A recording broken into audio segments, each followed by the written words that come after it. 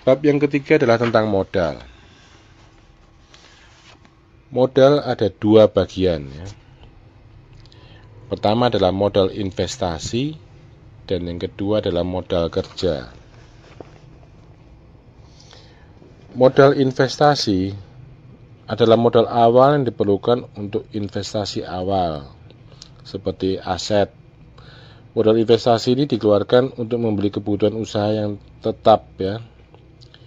Misalnya modal untuk sewa, renovasi bangunan ya, atau membeli perlengkapan masak ya, membeli perlengkapan peralatan makan dan sebagainya. Nah, yang kedua adalah modal kerja. Modal kerja adalah modal yang dibutuhkan untuk menjalankan operasional usaha. Modal kerja dibagi atas dua jenis biaya, yaitu biaya tetap dan biaya variabel. Biaya tetap adalah biaya pengeluaran tetap bulanan, sementara biaya variabel adalah biaya pengeluaran tidak tetap bulanan yang mungkin disebabkan karena adanya order tambahan atau pekerjaan tambahan. Contoh modal kerja pada usaha warung makan adalah gaji karyawan, biaya listrik, telepon, belanja bahan baku, dan sebagainya. Modal usaha dapat diperhitungkan sejak awal ya, baik modal investasi maupun modal kerjanya.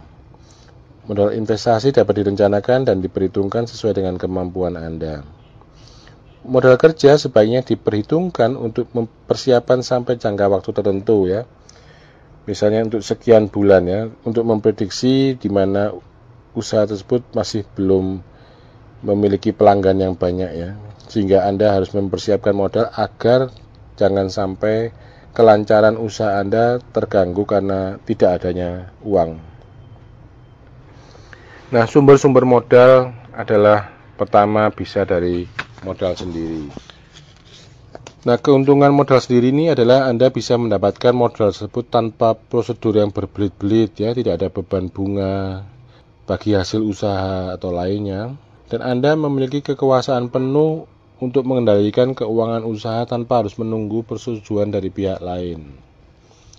Kalau ada keuntungan juga akan Anda miliki sendiri ya. Pembukuan juga bisa dibuat dengan lebih sederhana.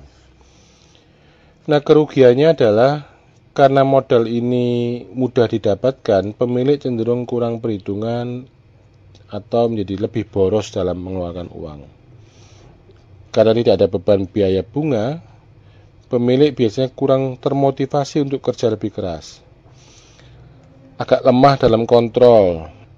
Ini merupakan hal yang dilema, yaitu kalau Anda mengalami kerugian ya Anda akan tanggung sendiri. Nah, sumber modal yang lain adalah modal pinjaman. Sumber dana pinjaman ini banyak ragamnya. Bisa dari bank, bisa dari pinjam koperasi dan lain sebagainya. Atau bisa juga pinjam dari kerabat atau teman ya. Jadi pinjaman ini bisa pinjaman dari bank, pinjaman dari kerabat ya.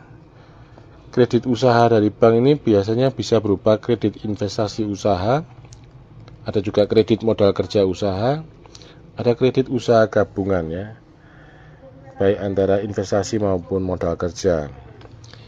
Akhir-akhir ini juga ada bank atau lembaga keuangan yang memberikan kredit tanpa agunan.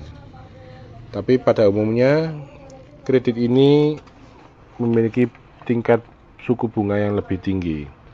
Cara lain adalah mengambil dana tunai dari kartu kredit. Ini juga cukup besar bunganya biasanya. Atau Anda bisa menghubungi Bank Perkreditan Rakyat ya, BPR, sehingga Anda bisa mengajukan kredit ke sana. Atau kredit usaha rakyat, ini juga banyak sesuai dengan Instruksi Presiden nomor 6 tahun 2008 tentang kebijakan percepatan pengembangan sektor real dan pemberdayaan usaha mikro, kecil, dan menengah. Nah, banyak kriteria atau persyaratan kredit usaha rakyat ya. Apakah peminjam ini berasal dari individu, kelompok, atau koperasi? Dan kemudian legalitas yang dibutuhkan biasanya adalah KTP, kartu keluarga ya. Kalau koperasi harus ada akte pendiriannya, anggaran dasar, serta perubahannya. Untuk perizinan Anda harus memiliki surat izin usaha perdagangan atau dapat digantikan dengan surat keterangan usaha dari lurah atau kepala desa.